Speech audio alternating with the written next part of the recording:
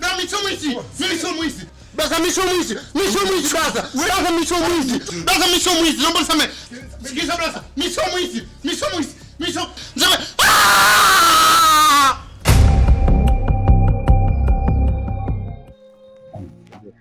Patrick mwanangu, unaiona hii hali inavyozidi kuwa ngumu? Hadi mpaka tunafikia mpaka ugali na chumvi mwanangu. Fanya jambo basi mwanangu. Kila kitu tumeuza kimoja baada ya kingine. Tumeuza hadi nguo za msaada tulizopewa moja moja. Mwanangu Patrick, tutazalilika mpaka lini? Mama, hii hapa hali kweli inatosha. Nafikia kula ugali na chumvi.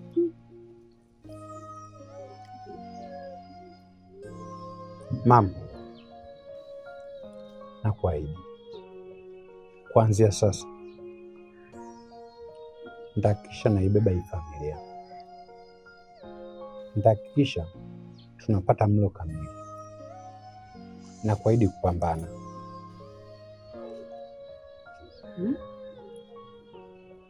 Lakini ugali mjue tumkatie na Robi. Na yeye kaenda wapi kwanza? Mimi hilo ndio sitakaje. Robi anatoka hapa, ugali unapikwa, anaenda kucheza huko. Saizi hapa tena tunamega ugali tena tunambakizia yeye jamani. Lakini kaka Robi hajaenda kucheza.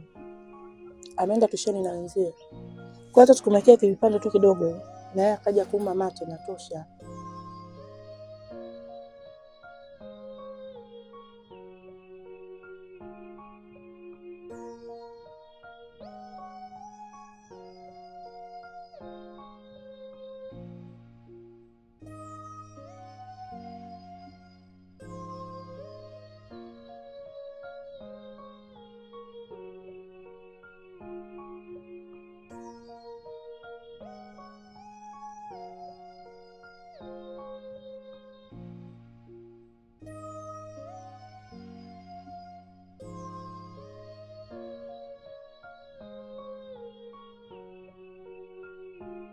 Patrick mwanangu, nimewaiteni hapa na jambo nataka tuzungumze na nyie. Baada ya kutoweka baba yako, wewe ndio umekuwa kichwa cha hii familia na mimi ni mshauri tu. Kwa mimi nimekaa nimefikiria bora niende kijijini nikatafute shamba nilime. Maana maisha ya mjini haya yametushinda. Sasa mama, wewe unavyotaka kuondoka sisi tutatuacha na nani hapa? Na kama unavyomjua mzee Panga, akijaga hapa, majirani wote wanazima redio kusikiliza maneno tunayoambiwa sisi. Huoni kama tutaendelea kupata shida mamangu? Sikia mama, mimi kwanza sikupingi kwa hilo. Nenda kijijini, andaa mashamba, andaa mazingira.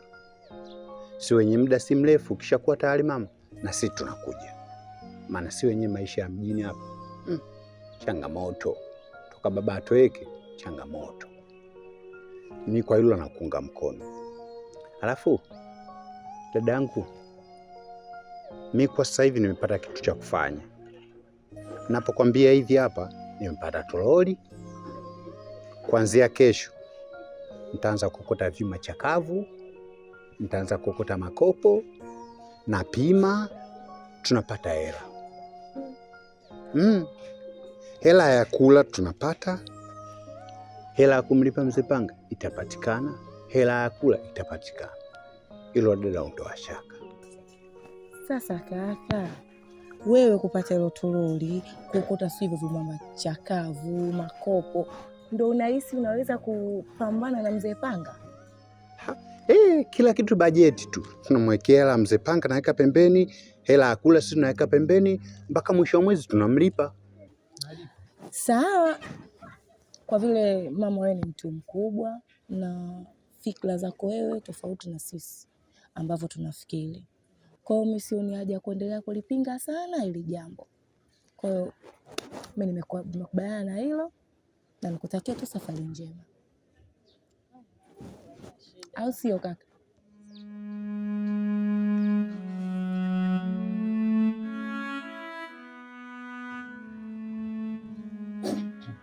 Patrick mwanangu. Naam. Nimekuita hapa kwa siri, kuna jambo nataka nikwambie. Si unajua kesho ni safari yangu? Hivi ni kesho eh?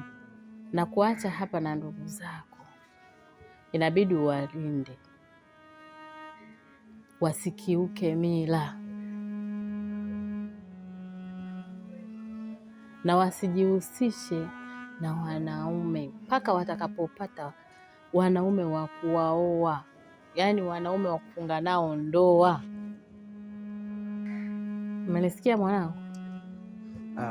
Mimi nimekuelewa mama. Mimi nimekuelewa na kuhakikishia nitafuata maagizo yako. Ila mama, pamoja na hivyo kuna swali nataka nikuulize. Kuhusu swala la wanaume, hiyo najua hiyo ni heshima hata kwangu mimi. Wanapokuwa wanajiheshimu wao, basi hata mimi nitapata heshima.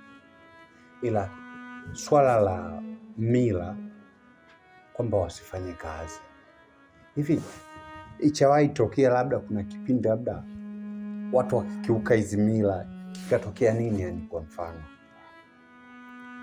yaani mwanangu, haitakiwi, yaani haitakiwi. Hizo ni mila. Kuna watu wanaozikiuka mila na watu wameshaziacha mila, lakini sio kwa familia hii. Hapa mila zitaendelea. Sawa mama, mimi nimekuelewa. Naomba nikuahidi kitu kimoja. Kwanza nikutakia safari njema, lakini kitu cha pili nakuahidi nitawatunza wadogo zangu, nitamtunza dada yangu, nitahakikisha wanakaa kwenye mstari ulionyooka, na mimi nitapambana kwa ajili yao mpaka pale ambapo tutakutana tena. Sawa mwanangu, utakuwa umefanya jambo zuri sana. Mimi nimekuelewa.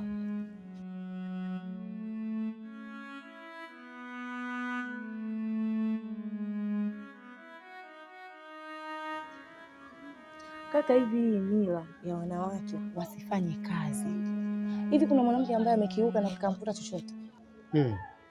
Wewe tena hizo kauli zako ishi hapo.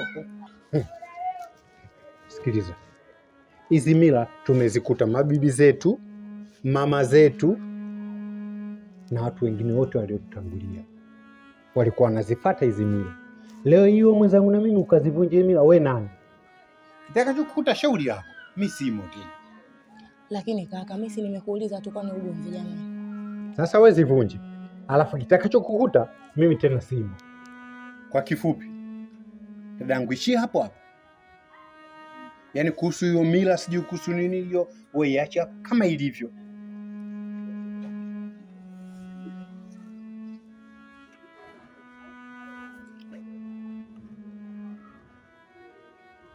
Pesa yangu. Sikiza basi nikwambie. Kakangu ni hivi, kwa sasa hivi mimi nimepata kazi.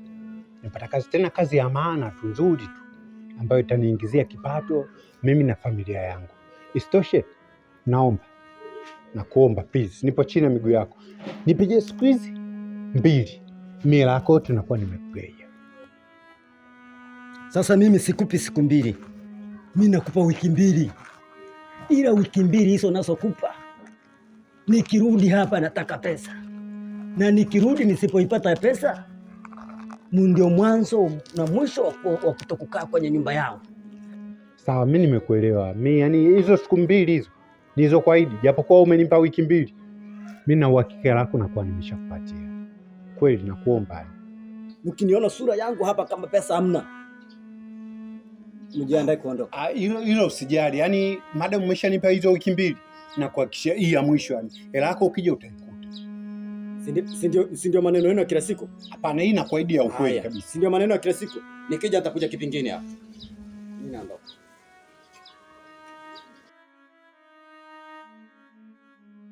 Nakuwa tena. Shakuwa nongo. Umeona sasa kaka, tutaendelea kuzalilika hivi mpaka lini?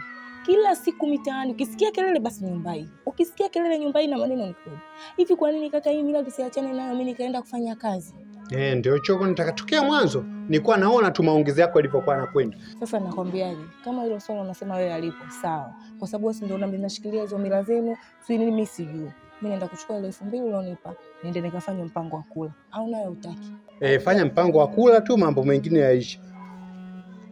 Mimi sitaki Mungu zako. Mungu yangu afanye mpango wa kula.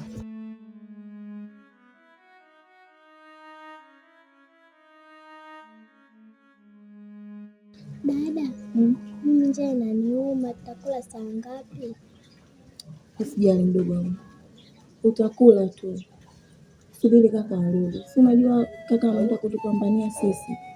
Atarudi saa ngapi? Mimi njaa inaniuma.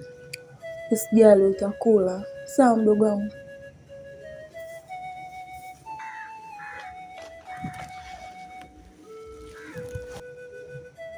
Vipi kaka? Mbona upo hivyo? Uko utokapo kwema kweli? Kaka, mbona umerudi bila kitu?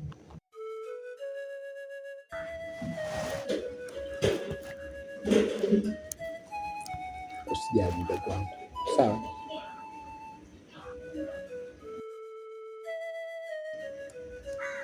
Huwezi amini sijapata chochote.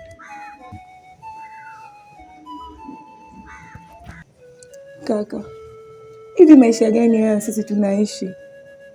Mbona tunaishi kama mbwa?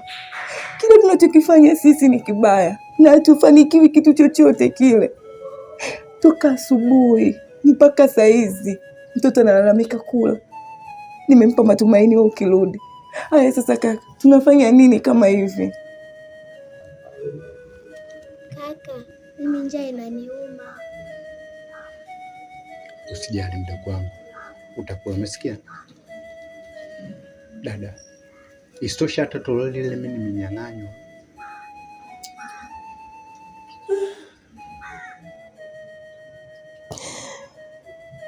Haya maisha kaka, mimi naona nimechoka. Kwa sababu kila tunapojitahidi hakuna chochote ambacho sisi tunafanikiwa kukipata. Hakuna chochote ambacho basi hata angalau kitatupa matumaini ya kwamba sisi tutaenda kufanikiwa.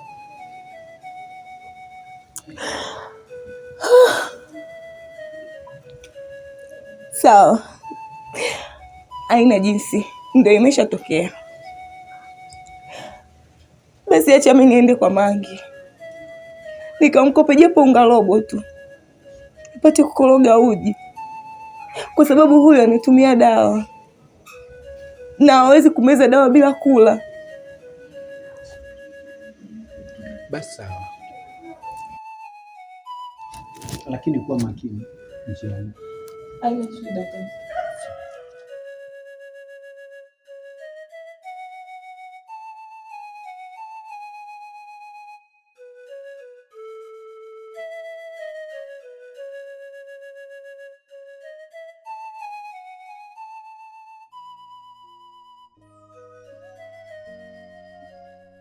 Amjambo dada zangu. Hatujambo, shikamoo. Marhaba. Mama yuko wapi? Mama kaenda stimu. Sasa wadogo zangu, mimi nilikuwa na shida. Na shida yangu nilikuwa nahitaji mnikopeshe dagaa fungu moja tu. Dagaa? Ndiyo dagaa. Mama akatukataza kukopesha. Tutafutia matatizo tu. Sawa najua. Lakini mimi nina shida. Ruby nyinyi nafikiri na mnasoma naye. Ana njaa na anatakiwa kumeza dawa. Na nyumbani hamna kitu chochote kile. Naomba mnikopeshe kwa niaba yake. Ila kweli Ruby mimi rafiki yangu na ananisaidia darasani mara nyingi tu. Sawa, nitakupa. Ila kabla ya kupa nitakupa masharti. Sababu sipokupa masharti naweza mama akarudi akatuuliza. Sawa. Kabla ya saa 8 uko utugee hela. Bila hivyo mama atakufuata huko. Na unamjua mdomo wake? Haya mimi nitakupa. Haya. Sawa, mimi nimekuelewa, haina shida.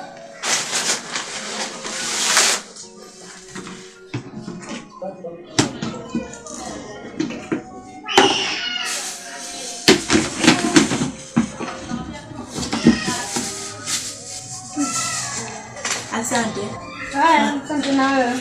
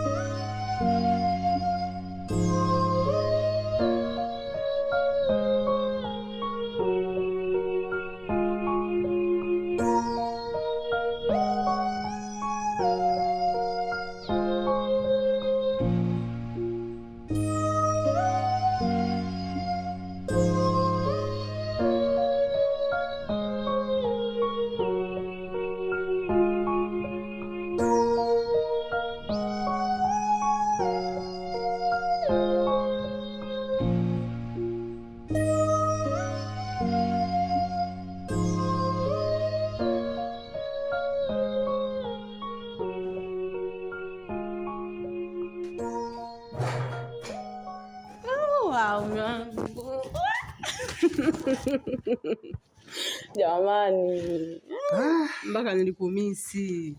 Na mimi pia.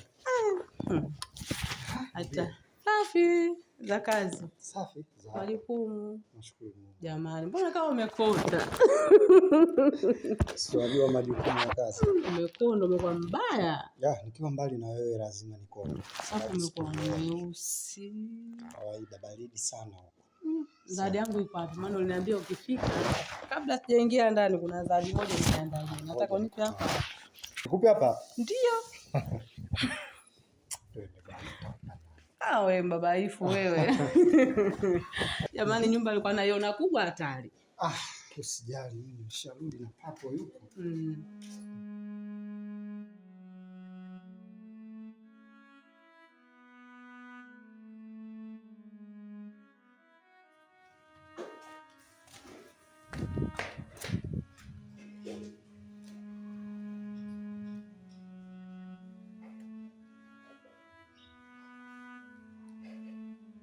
Mke wangu. Mke wangu. Sasa unafanya nini? Kama kujiandaa umejiandaa kila kitu. Unabaki huko nyuma unafanya nini? Muda unaenda. Una tatizo gani wewe?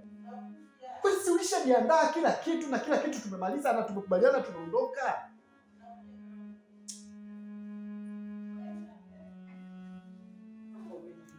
Kwa una shida gani? Kwa sababu kila kitu tumeshazungumza na umejiandaa tayari, umejiandaa tunaondoka. Sasa ulikuwa unasubiri nini huko? Yaani ukiongea mimi na tabasamu basi unaondoka. Usikasike sana, najua kama nimepokea. Unaweza tukaondoka. Na ndio maana nakataga sana kufuatana na wewe kwa sababu ya mambo haya. Basi baba. Twende baba.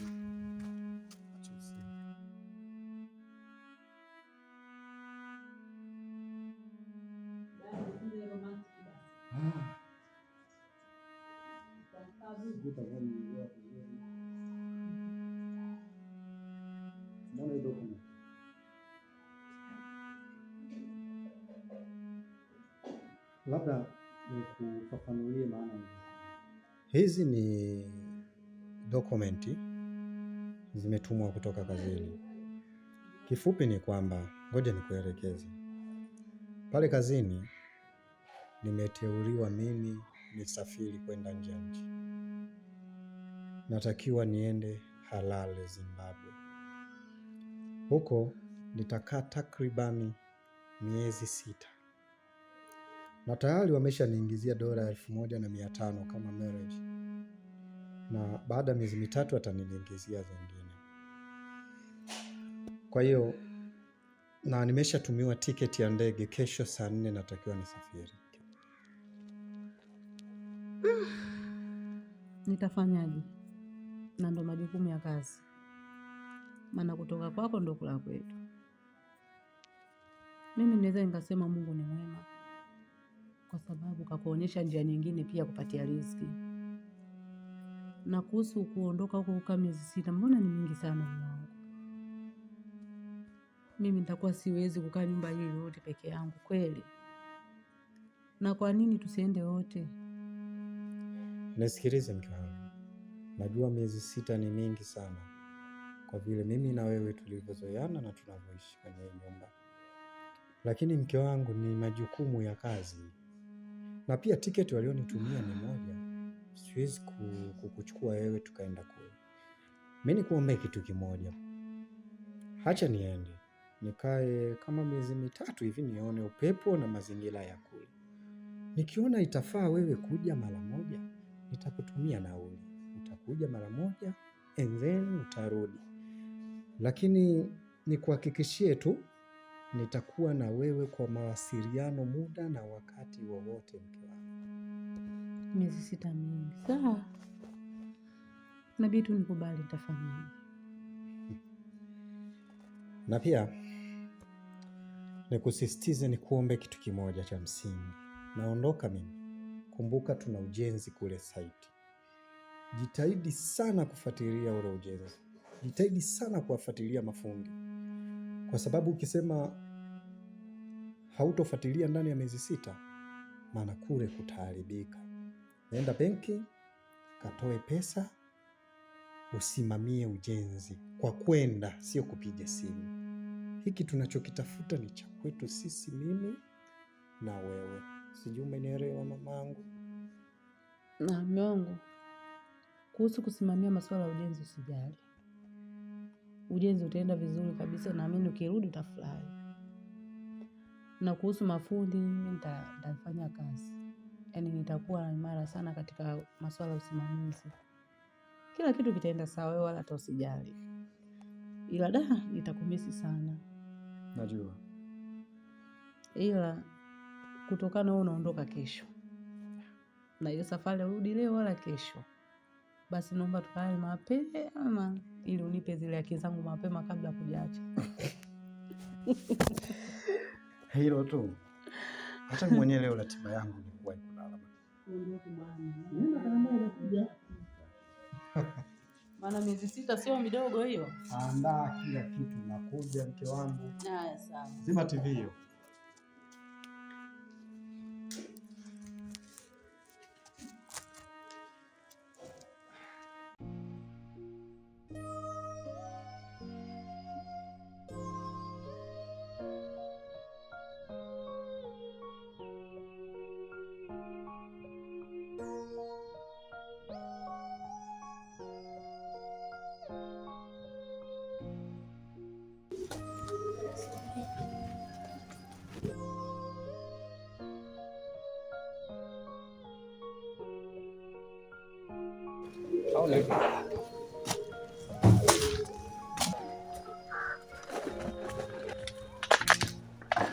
Kaka.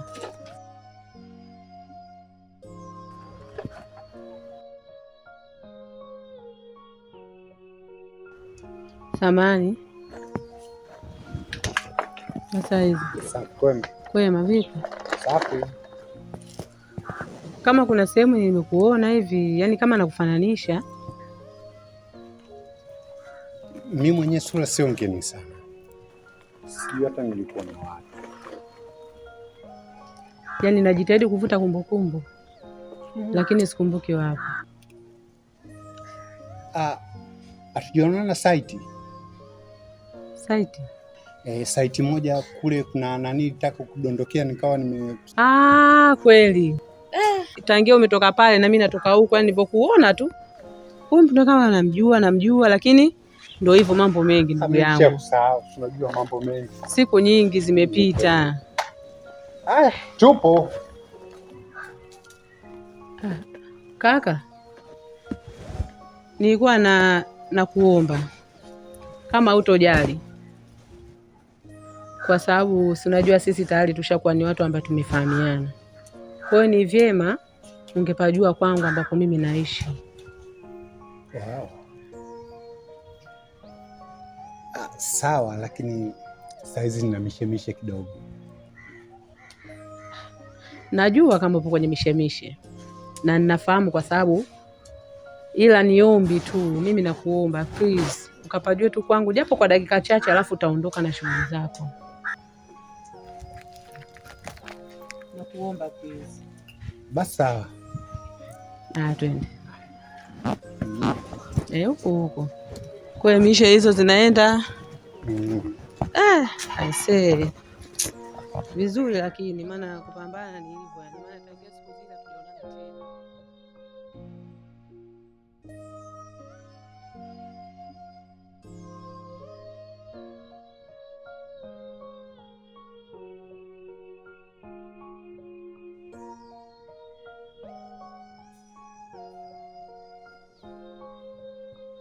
Sasa hivi unaweza ukaniambia kimekusibu nini mpaka ukawa vile? Wow. Ni kweli, ila ni changamoto tu za maisha. Sawa. Unaweza ukanipa stori ya maisha yako? Ya wazazi, labda familia, baba, mama.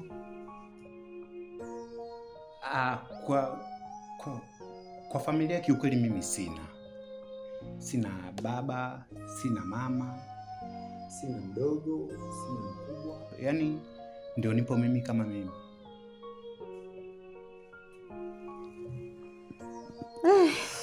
Aisee, pole sana. Ila nikupe moyo kitu kimoja tu. Katika maisha usikate tamaa. Napenda kupambana kama unavyopambana. Ila nilikuwa na ombi moja. Kutokana huna ndugu. Na kwa muda huu au kwa wakati ule unaopitia wewe sasa hivi, hauna mtu yoyote kuonekana labda utahangaika vile unapopambana kwa kumhangaikia yeye, na maana unapambana kwa ajili ya kwako wewe, si ndio? Basi mimi nilikuwa naomba au ningehitaji kwa muda huu au kuanzia leo tungeishi wote katika hii nyumba yangu.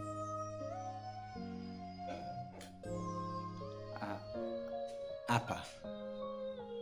Kwa sababu humu ndani niko peke yangu. Na ninaishi peke yangu katika hii nyumba yote ambayo unaiona. Kwa hiyo ingenipendeza kama tungekuwa wote nyumbani. Yaani usiwe na hofu ya aina yoyote na wala usiwe na wasiwasi. Kuwa na amani kabisa.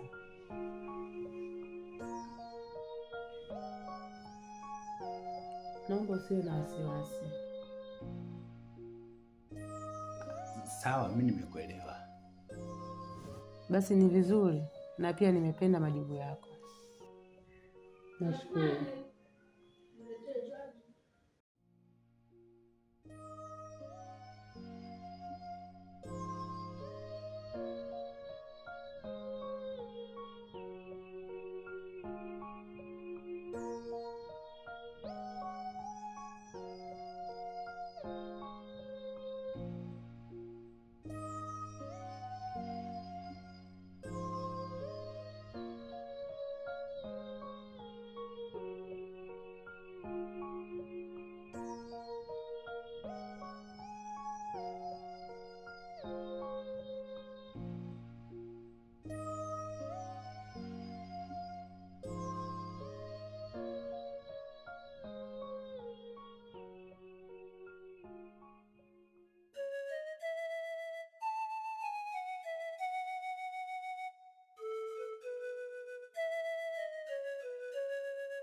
Dada, yule si kaka Patro.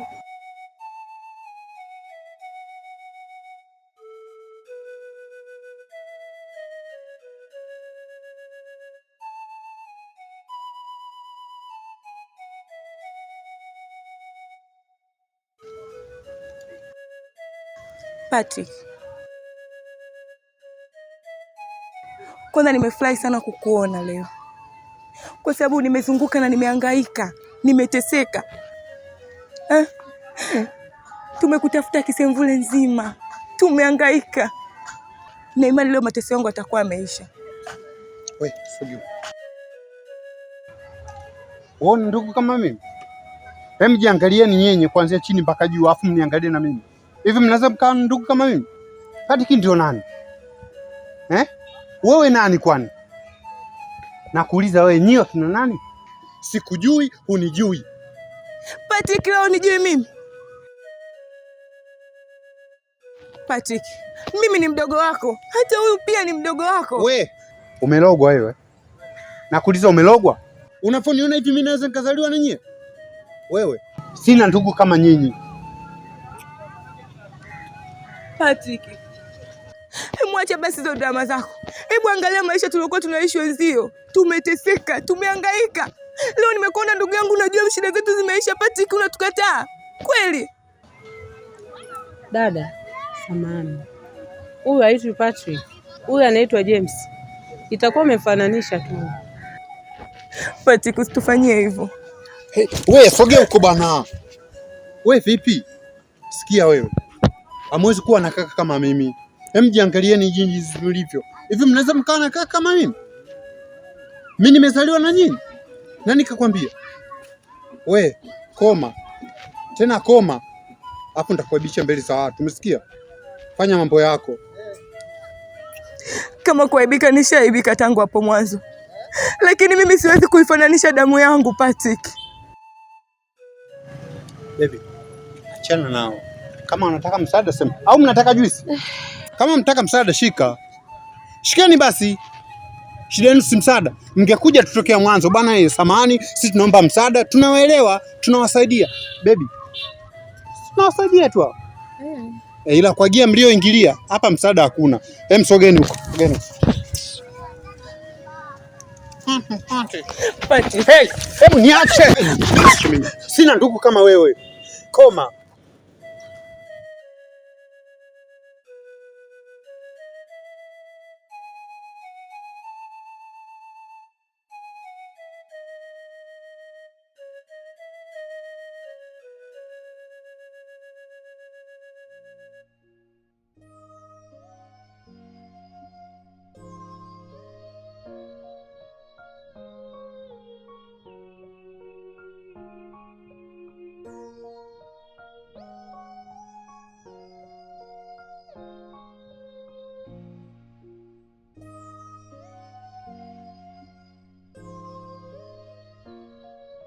Dada, samahani, nilikuwa naomba umrudishe kakaangu nyumbani, maana hata wewe ni tegemezi letu na tunamtegemea.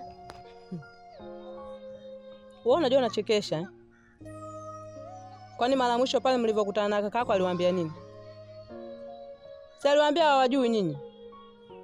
Kwa hiyo mimi unaniambia ili nifanyaje? Sinaongea na wewe, unataka nifanyaje? Dada, nakuomba, mimi ni mgonjwa, naumwa sana na siwezi kupata dawa ya kakaangu na tunamtegemea pale nyumbani. Ni mbona ving'ang'a? Alafu wewe siku nyingine ukiniona kaa mbali na mimi, usinishobokee, sawa? Yaani hapo umenizuia njia, mimi nataka nipite, umejipigisha magoti hapo na nitilisha huruma. Yule mtu kashaambia nyinyi hapo hamjuani naye. Sasa nashangaa tena unaniona hapa, eti dada, naomba nisaidie. Wewe kaa mbali na mimi. Alafu siku nyingine acha kunishobokea. Yule nyinyi hamumjui na yeye hawajui. Mmemfananisha tu, simshaambiwa au? Mtafute kaka yako, umeelewa eh? Yule ni kaka yetu, tunamfananisha. Alafu nikiongea sitaki puuzi wewe. Siku nyingine ukiniona kaa mbali na mimi, sawa? Mshenzi wewe. Dada, naumwa. Ruby, usijali mdogo wangu, utapona, sawa? Ikitokea kama nimekufa, lia kwa uchungu wote, alafu utafute kazi ufanye. Usifuate maagizo ya wazazi. Usiseme hivyo mdogo wangu, utapona. Ruby, nini? Ruby, amka mdogo wangu.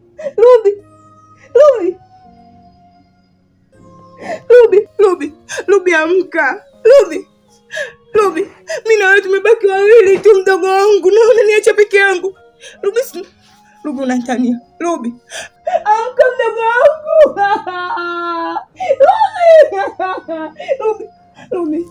Ruby, mimi dada yako. Ruby, nipo peke yangu. Ruby, amka. Ruby.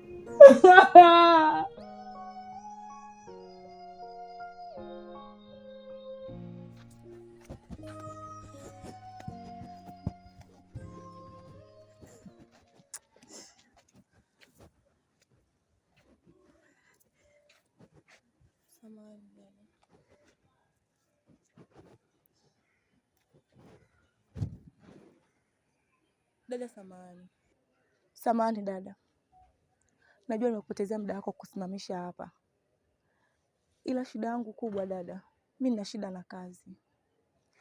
Kazi yoyote ile ukinipa mimi nafanya.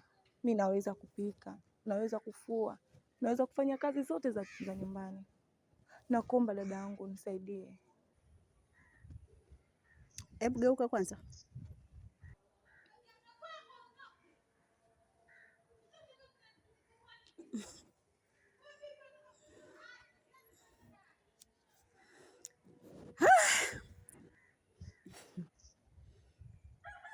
Hivi ni kweli kabisa unazuula hivyo peku? Msichana mzuri, mrembo kabisa, una shepu mpaka basi. Kweli kabisa unaomba msaada barabarani? Mbona unajidhalilisha sana? Au unaniigizia? Dada, hayo mambo sijui ya kitega uchumi, sijui mimi sijui mzuri. Sawa, lakini dada, mimi nina shida kweli. Sina msaada. Naomba unisaidie na kuomba. Unaponiona sina baba, sina ndugu yoyote, wala sina mama, na wala sina mtu yote wa karibu mimi kunisimamia. Ndio maana nimekuja hapa kuomba msaada wako. Kwa hiyo kaona mimi ni shirika la msaada. Nisikilize. Kitega uchumi unacho, kitumie. Sawa? Alafu kitu kingine, kama una baba, una mama, hiyo ni mipango ya Mungu. Mimi inanihusu nini? Uliniuliza kwamba mimi na wazazi au sina? Sina pesa ya kukupa, sina kazi ya kukupa. Sasa wewe kwangu unataka kazi kweli au unataka uje unisaidie kazi ya kumtunza mume wangu? Dada, mimi sina tabia hiyo. Sina kabisa mimi tabia hiyo. Na kweli nipo katika matatizo. Mimi sina msaada wowote. Na ndio maana nilipokuona nikaona nikuombe msaada. Wewe, sikiliza, sitaki kuongea mengi. Naomba ondoka. Alafu umenizingua kishenzi. Umenipotezea muda wangu. Msaada nikusaidie kitu gani wewe? Toka bwana. Nataka nipite sasa. Vipi wewe? Wewe vipi? Ndio gia hiyo. Au umetumwa? Mjinga mkubwa wewe.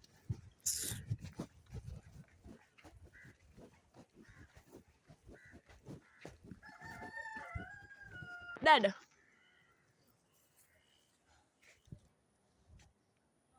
hivi wewe una matatizo gani we binti?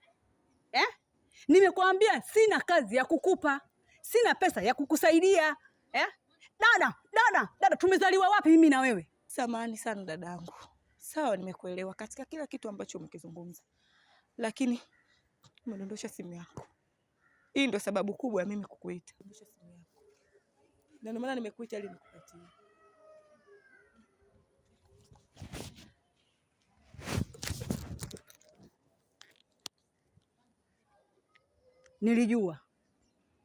Nilijua.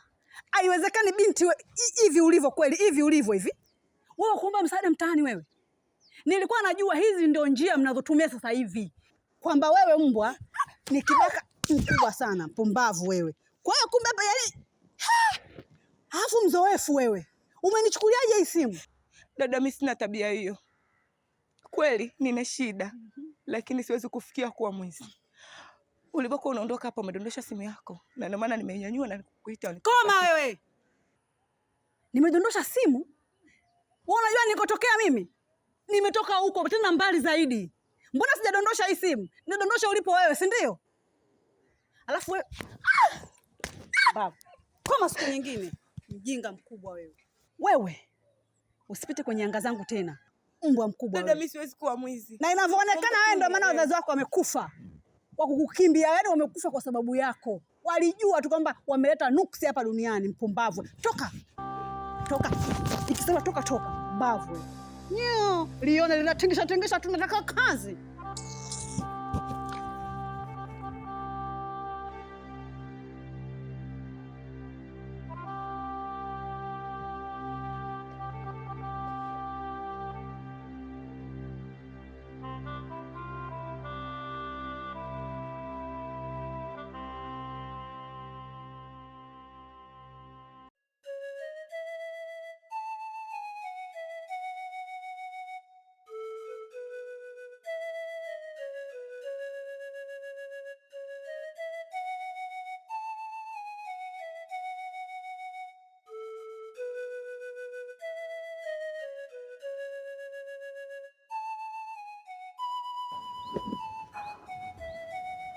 Dada, una shida gani?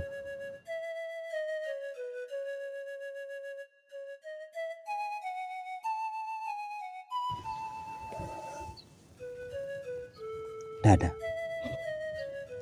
najua unijui, sikujui, ila wote si binadamu, na kilio ishara maumivu. Hapa si sehemu salama pia. Nini kinakusibu?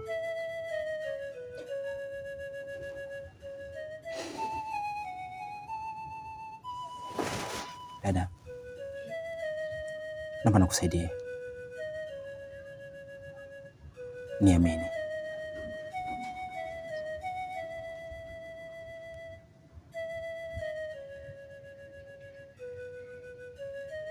Please. Dada, nakusaidie.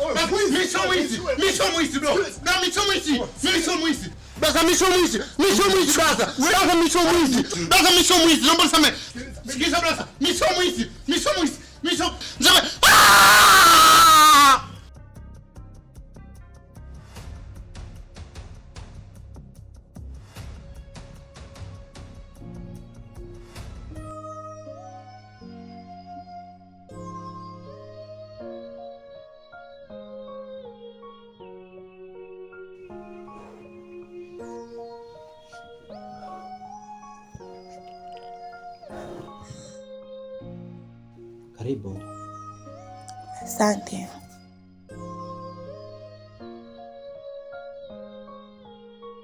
Pole sana na karibu tena. Asante. Mimi naelekea kazini. Nitakaporejea jioni tutaongea kila kitu. Sawa. Ila kuna kitu naomba nikuulize. Ila samahani. Karibu. Hivi kaka una mke? Hapana, sijaoa. Kama unavyoona kwangu hapa, hakuna pilika yoyote wanaokuingia wala kutoka tangu nilipokuja jana mpaka leo. So, I'm free. Relax kwa hivi. Unataka kuniambia hauna mahusiano yoyote?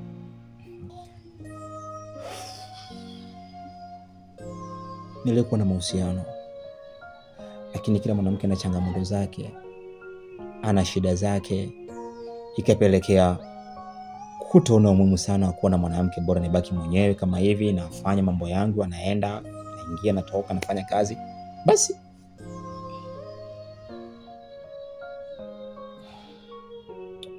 Pole sana. Asante. Unajua wewe ni mwanaume tofauti sana.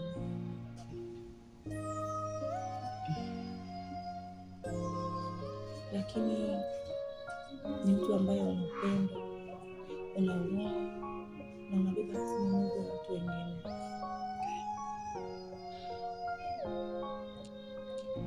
Katika hilo mimi naomba unielewe.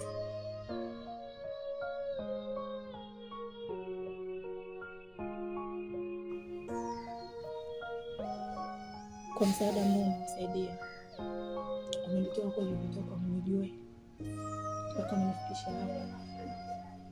Kwa muda huu sijui ningekuwa wapi na ningekuwa nimekuta nimesaidia wapi, lakini wewe unanichukua unanileta nyumbani kwako, nakaa kwa amani.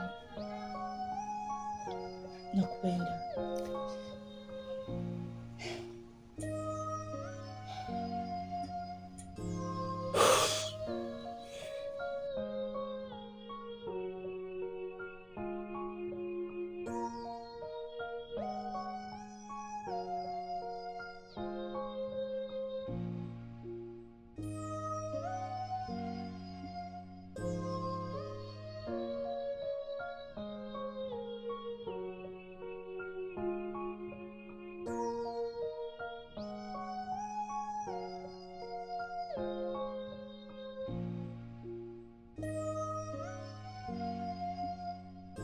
Mami, mimi kidogo natoka, ila nitachelewa kurudi. Ulijioni sana. Wewe mchana utapika, mimi usinisa. Asa nani kakwambia mimi naweza kula mwenyewe?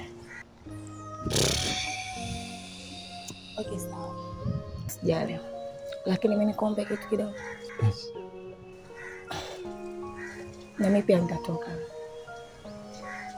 Nitaenda saloni kutengeneza nywele zangu. Kwa mwenyewe sinaelewa kama zilivyokuwa chafu.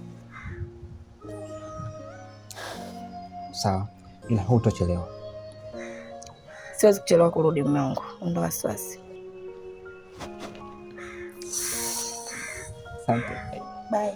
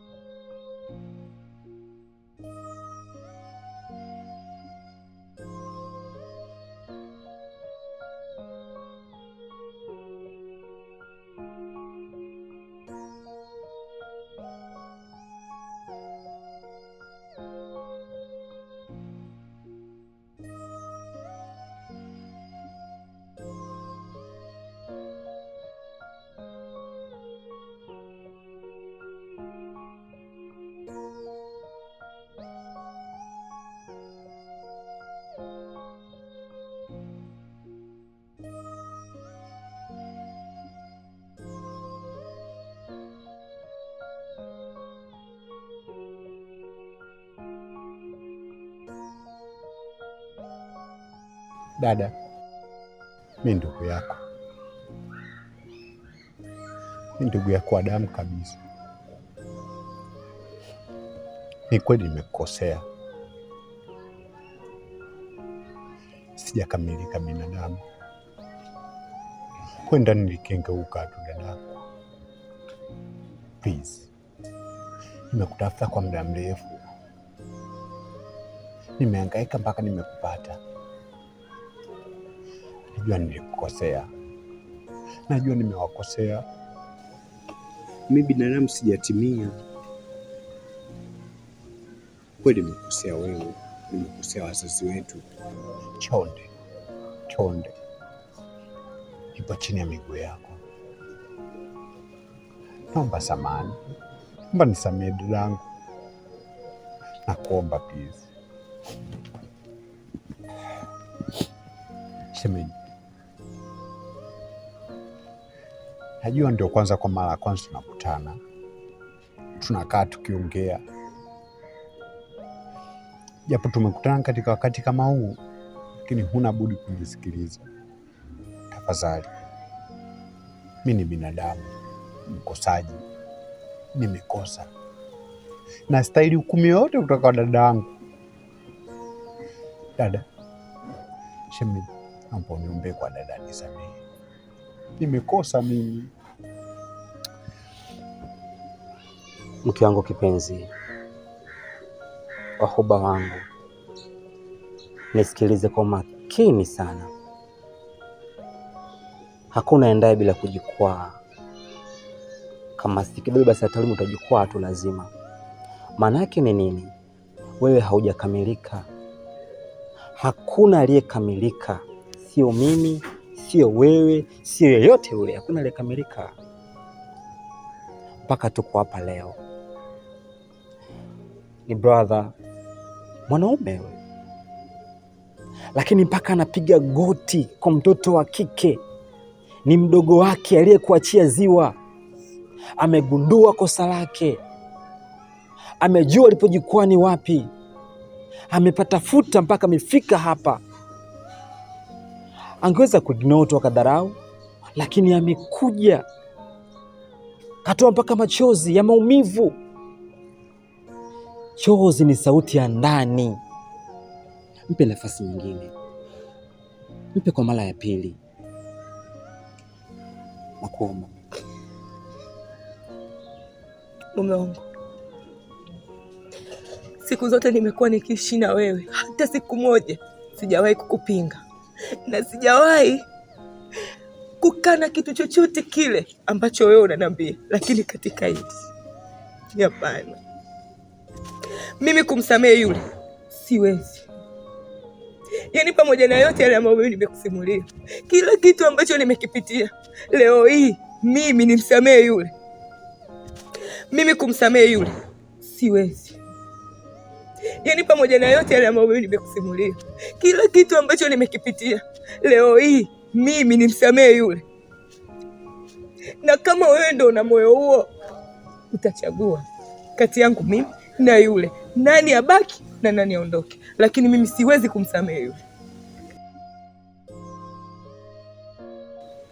Kaka, nisikilize mimi. Sisi ni wanaume. Tupo hapa kama wanaume. Huyu ni mdogo wako. Kwa mara ya kwanza nakuona. Najua na hasira sana. Ila amini atatulia. Baki hapa, utakaa hapa mpaka atakusamehe. Nisikilize mimi. Sawa? Kuwa na amani. Sawa.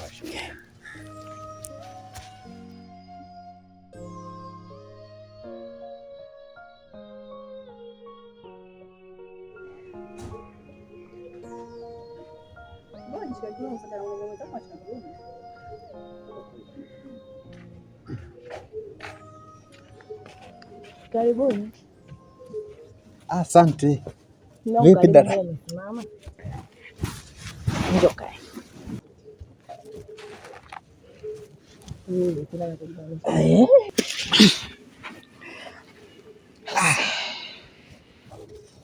Kaka vipi? Safi, kwema. Kwema. za hapa Safi tu. za mida. Salama. Mke, tumeenda ambako tumeenda, tulifanya check up, kila kitu kiko sawa. Sasa hivi amerecover, yuko vizuri. Sawa, haina shida. Shem, unapoweka hatua yako, hatua yangu pia ipo. Kwenye kila namna tuko pamoja, hivyo kuwa na amani, relax pia.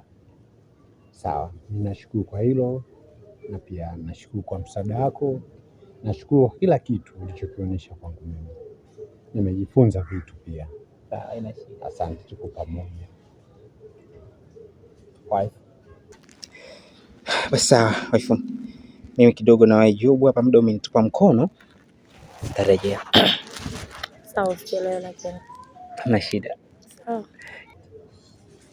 Kaka, kuwa na amani bwana. Haya, sawa. Sawa. Tupo. Tuko pamoja. Sawa.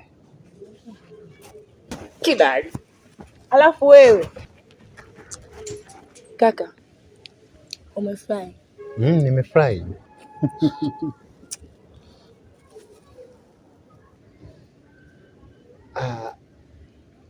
Nashukuru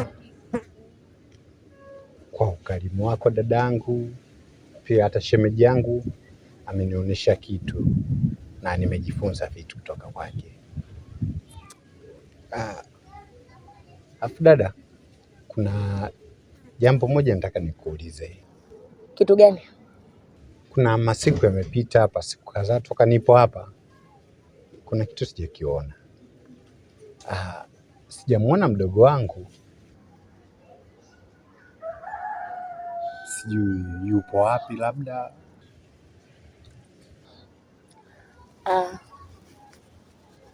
Ni kweli unasema kwamba siku nyingi upo hapa na haujamuona, lakini yeye yupo shule. Wow. Ya boarding eh?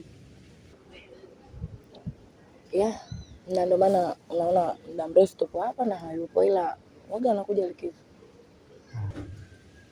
Basi vizuri, ndio maana simuoni hapa. Toka nimefika labda nitamwona ametokea hapa. Hii inapendeza. Nimefurahi sana kusikia hilo, maana najua atakuwa amenimiss sana. Hata mimi nimemiss pia. Pia kama haitokuwa mbaya au kama itakupendeza, ningeomba hata kumuona. Hata ina shida. Mimi nadhani mazali wote tupo hapa. Nafikiri Jumamosi tutaenda tuka pamoja kwenda kumuona. Wow. Basi sawa, maana nahisi hata familia yetu sasa inaanza kurudi. Haina shida. Ikifika hiyo siku tutaenda kumuona.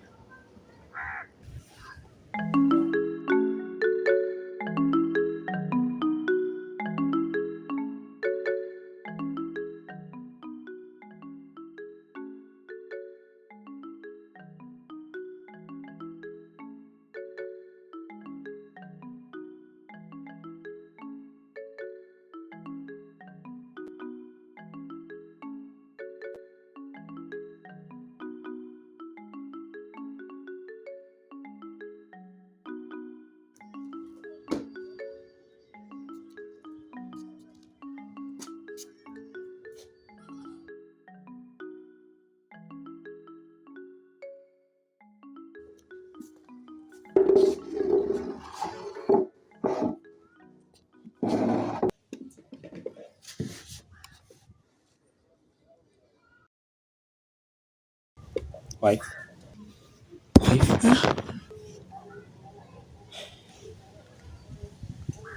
Una nini? Hamna mume wangu, mimi nipo sawa.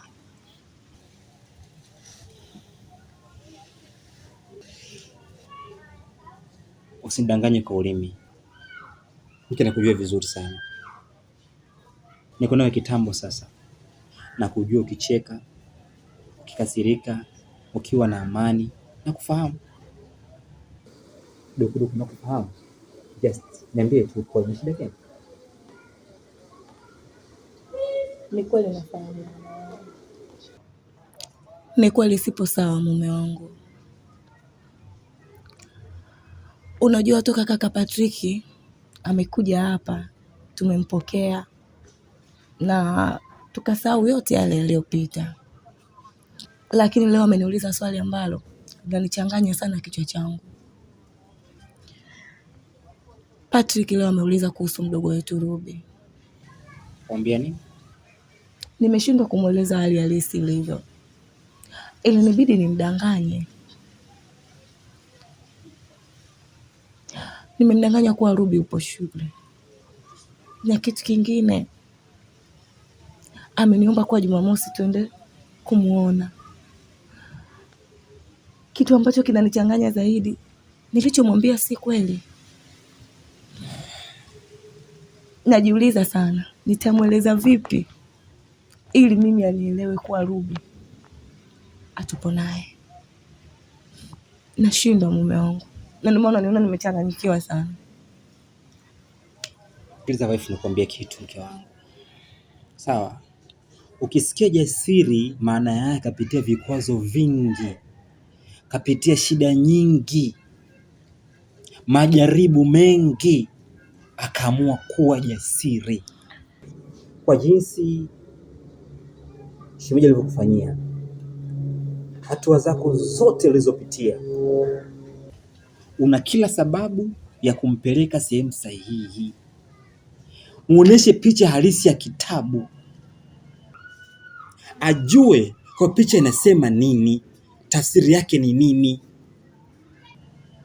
Kwenye kila kurasa aweze kusoma mwenyewe. Mchukue hapa, mpeleke malaloni. Akaone ambako ndugu yake amelala. Hapo itakuwa sasa ni wajibu wake yeye. Ameamua kulia, ameamua kucheka, amepiga ngoma, amecheza, amepiga kelele, ni yeye. Utakuwa uko salama kabisa.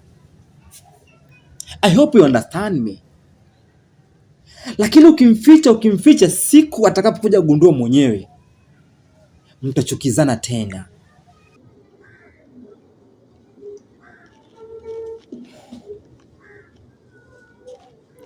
Sawa, nimekuelewa. Na kwa hiyo nitafanya. Nakuamini. Kwa ni jasiri sana. Sawa.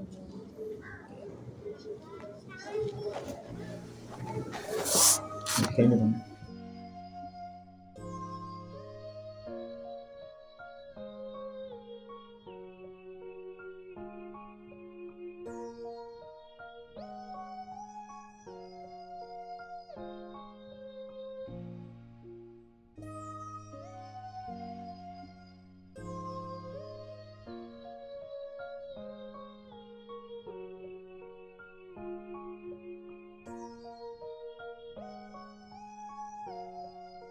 Kaka, mbona umesimama? Njoo.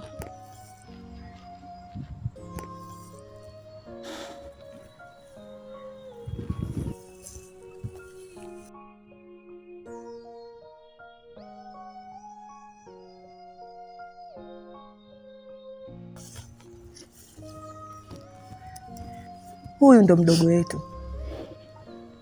Na hata ile shule ambayo nilikuwa nikikwambia ndo hii. Lakini haya yote kaka, msababishaji ni wewe. Laiti kama ungekuwa pamoja na sisi, sidhani kama hili lingetokea. Nafikiri mpaka leo mdogo wetu tungekuwa naye, tukicheza naye, tukifanya naye kila aina ya jambo. Nilishindwa kukwambia kule nyumbani.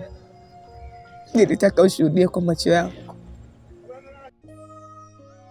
Ruby ndugu yako nipo hapa. Naomba unisamehe. Naomba unisamehe kakako. Nimepitia mengi sana. Nimepitia changamoto nyingi Ruby. Lakini inawezekana hii imelalua kabisa moyo wangu. Ruby umenisababishia majeruhi mengi, japokuwa mimi ndio mkosaji. Inawezekana bila mimi hivi usingelala Ruby. Naomba nisamehe mdogo wangu. Hata kama ilikuwa mipango ya Mungu, inawezekana mimi ndio nimesababisha.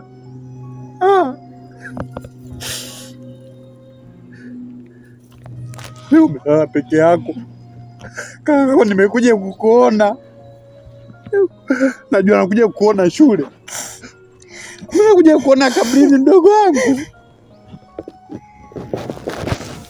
Tondoke.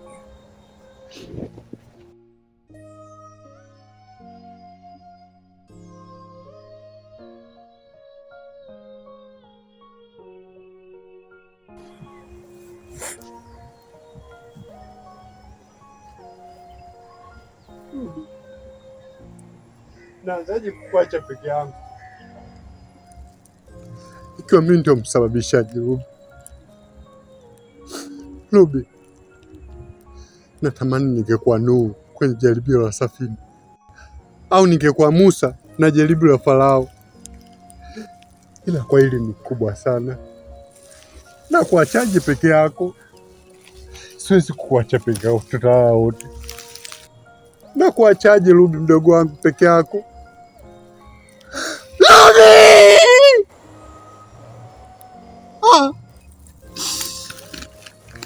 Tutalala wote. Tutalala wote. Na kuachaje sasa Ruby?